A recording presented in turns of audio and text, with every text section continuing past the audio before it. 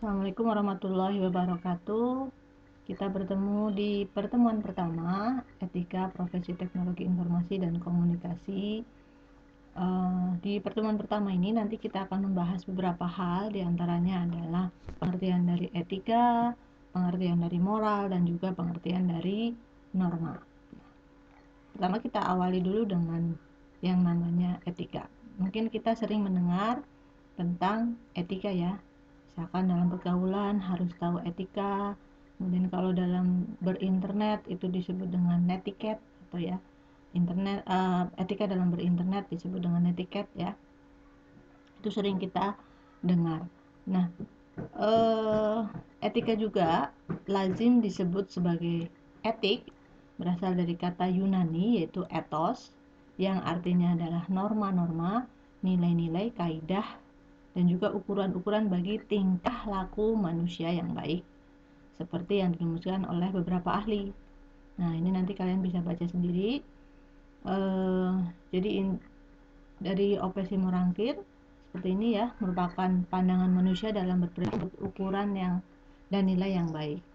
Kemudian ada juga menurut Dr. Andes Sidi, ini adalah teori tentang tingkah laku perbuatan manusia dipandang dari segi baik dan buruk.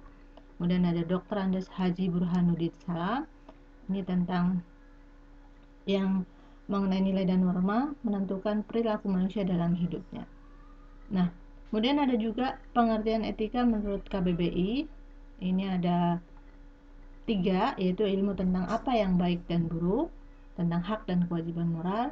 Ada juga kumpulan asas atau nilai yang berkenaan dengan akhlak, nilai mengenai benar atau salah yang dianut di masyarakat. Sedangkan etika itu sendiri di sini dikelompokkan dalam 2 definisi, yaitu yang merupakan karakter dari individu itu sendiri dalam berperilaku. Kemudian juga ada yang merupakan hukum sosial sebagai hukum yang mengendalikan serta membatasi perilaku manusia. Nah, kenapa dibedakan? Karena etika menurut pemahaman merupakan karakter individu ini biasanya berbeda-beda. Etika antara satu orang dengan etika yang orang lainnya itu biasanya berbeda-beda. Misalnya, ketika satu orang biasa ketika bicara kasar, maka dia merasa itu adalah bukan suatu, dengan sesama temannya itu merupakan melanggar etika.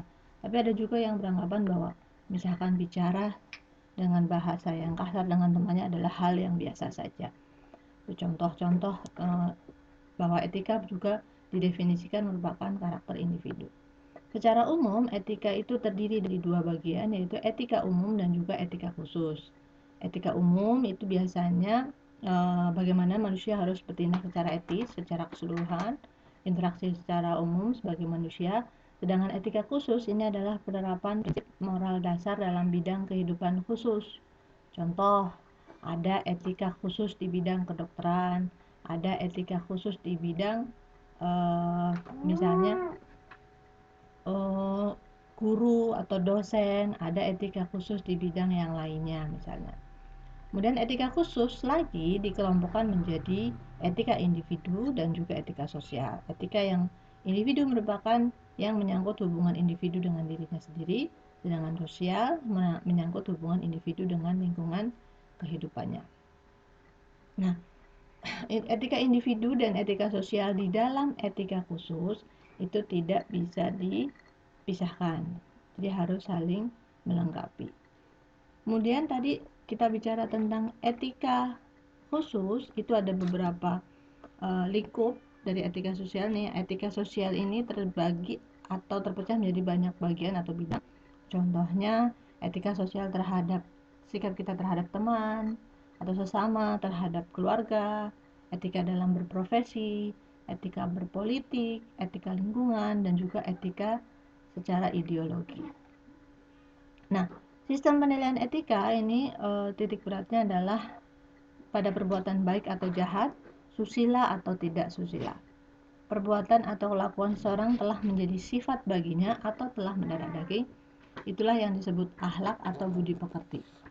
Kemudian di sini dijelaskan juga bahwa suatu perbuatan dinilai pada 3 tingkat.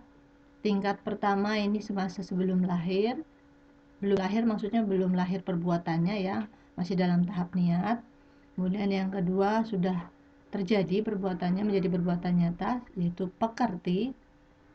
Tingkat ketiga adalah akibat atau hasil perbuatan tersebut, yaitu baik atau buruk. Nah, ini adalah tiga tingkatan perbuatan. Kenapa baru niat saja sudah dinilai? Karena misalkan kita juga sering mendengar bahwa misalnya contoh hukuman bagi pelaku kejahatan yang sudah diniatkan atau yang spontanitas itu otomatis berbeda ya. Tuh. Jadi ada perbedaan seseorang yang nilai atau niat itu juga dinilai. Kemudian etika dalam perkembangannya dinilai atau sangat dipengaruhi oleh kehidupan manusia. Etika zaman dahulu tentu saja berbeda dengan etika zaman sekarang karena memiliki pergeseran nilai. Nah, itulah. Kemudian yang berikutnya kita masuk ke pengertian moral. Moral itu berasal juga dari bahasa Latin, yaitu mos, yang artinya adalah adat kebiasaan. Secara etimologis, moral sama dengan etika, yaitu nilai dan norma yang menjadi pegangan seseorang. Nah,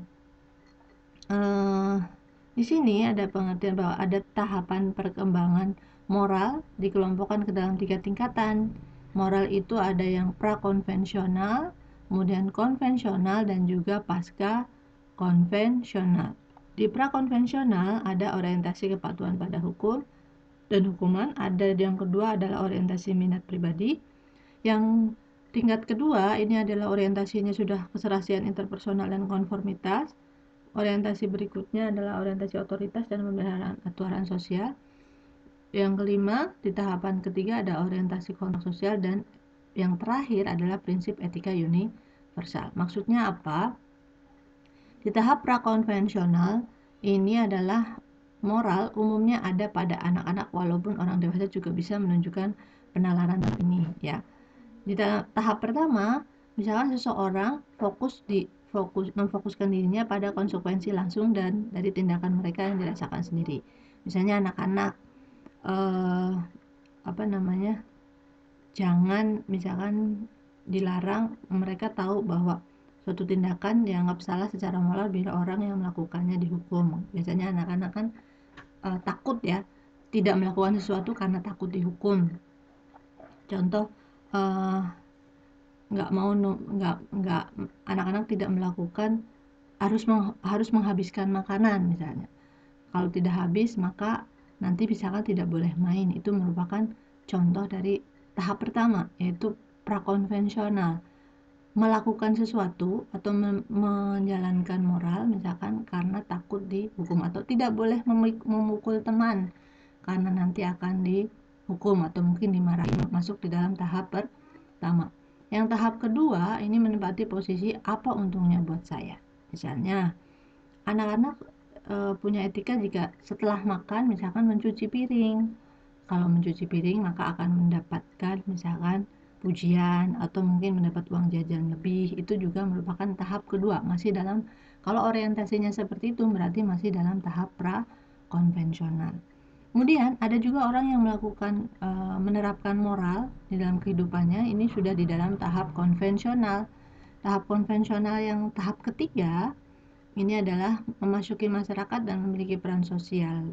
Individu mau menerima persetujuan atau ketidaksetujuan dari orang-orang lain karena hal tersebut merefleksikan persetujuan masyarakat terhadap peran yang dimilikinya. Ya, contoh misalnya di lingkup tetangga atau lingkup keluarga ya, melakukan sesuatu karena memang masyarakat menyetujui hal itu, makanya termasuk tahap konvensional. Di tahap keempat ada di sini adalah tentang mematuhi hukum atau keputusan dan konvensional karena berguna dalam memelihara fungsi dari masyarakat. Ya. Kemudian di setelahnya yang tahapan tertinggi adalah pasca konvensional. Yang pertama, di tahapan yang kelima, individu dipandang sebagai memiliki pendapat dan nilai-nilai yang berbeda dan adalah penting bahwa mereka dihormati dan dihargai tanpa memihak. Nah, ini berarti sudah masuk ke dalam tahap ke-5. Yang tahap terakhir, tahap ke-6, moral berdasarkan pada penilaian abstrak menggunakan prinsip etika universal. Jadi Jadi di tahap ke-6 ini manusia melakukan atau menjaga moralnya bukan karena misalnya takut dihukum, bukan karena kesepakatan masyarakat, tapi karena memang dia sadar dia harus menjaga moral yang dia punya atau perilakunya. Kemudian aliran-aliran yang digunakan dalam menyatakan perbuatan moral baik atau buruk itu ada beberapa aliran, ada 4 aliran. Yang pertama adalah aliran hedonis. Perbuatan manusia dikatakan baik apabila menghasilkan kenikmatan atau kebahagiaan bagi dirinya sendiri atau orang lain. Mana aliran utilisme, ini adalah dia dikatakan baik apabila bermanfaat bagi manusia, buruk apabila menimbulkan mudarat bagi manusia. Ada aliran naturalisme, ini adalah perbuatan manusia dikatakan baik apabila bersifat alami, tidak merusak alam. Kemudian ada aliran vitalisme, ini adalah perbuatan baik yang menambah daya hidup. Perbuatan buruk adalah perbuatan yang mengurangi bahkan merusak daya hidup. Nah, kemudian yang terakhir ada pengertian dari norma. Norma itu ada norma umum dan juga norma khusus. Di dalam norma umum, contoh-contohnya adalah yang pertama, sifatnya universal. Yang pertama adalah norma sopan santun. Ini adalah norma yang mengatur pola perilaku dan sikap lahiriah manusia. Ada norma hukum, ini norma yang dituntut secara tegas oleh masyarakat karena dianggap perlu. Kemudian ada norma moral, yaitu aturan mengenai sikap dan perilaku manusia sebagai manusia. Kemudian yang berikutnya adalah norma khusus. Aturan yang berlaku dalam bidang kegiatan atau kehidupan khusus, ya, contohnya tadi norma dalam pendidikan, olahraga, ekonomi, kedokteran, ya. Nah, berdasarkan nilai dan norma yang terkandung di dalamnya, maka etika dikelompokkan menjadi 2. Etika deskriptif adalah etika yang berbicara tentang fakta, yaitu nilai dan pola perilaku manusia yang terkait dengan situasi dan realitas yang membudaya dalam masyarakat. Kemudian ada etika normatif, yaitu etika yang memberikan penilaian serta himbauan kepada manusia tentang bagaimana harus bertindak sesuai dengan norma yang berlaku. Nah, sanksi-sanksi yang timbul atas pelanggaran etika biasanya ada sanksi sosial dari masyarakat dan juga sanksi hukum, baik itu hukum pidana ataupun hukum perdata. Nah, di sini Sumaryono mengklasifikasikan moralitas menjadi 2 golongan. Yang pertama adalah objektif dan yang kedua adalah subjektif. Moralitas yang melihat perbuatan sebagaimana adanya terlepas dari segala bentuk modifikasi kehendak bebas pelakunya. Jadi, kalau dia berbuat jahat, misalkan tidak dilihat nih apa misalkan. Tapi karena memang berbuat jahat berarti layak untuk dihukum. Sedangkan subjektif melihat perbuatan sebagai dipengaruhi oleh pengetahuan dan perhatian pelakunya, latar belakang, stabilitas emosional dan perlakuan personal lainnya. Misalnya melakukan pembunuhan karena apa nih alasan di belakangnya, misalkan atau orangnya gila ataupun apa, ini dimasukkan dalam moralitas subjektif. Kemudian yang terakhir ada etika dan teknologi. Nanti kalian akan lebih banyak membahas di bidang ini. Teknologi adalah segala sesuatu yang diciptakan manusia memudahkan pekerjaannya. Setelah hadirnya teknologi, manusia kehilangan beberapa sense of human yang alami. Ada cara orang berkomunikasi dengan surat ataupun dengan lainnya. Ada orang berzakat dengan SMS, ya. Berarti etikanya berkurang mungkin. Ada emosi yang semakin tumbuh karena jarak dan waktu semakin bias dalam teknologi informasi. Nah, ini nanti akan kita bahas di pertemuan-pertemuan berikutnya. Oke, untuk hari ini pertemuan 1 penjelasannya kurang lebih seperti itu. Nanti untuk lebih jelasnya bisa kalian baca-baca lagi sendiri. Sekian dari Ibu. Assalamualaikum warahmatullahi wabarakatuh.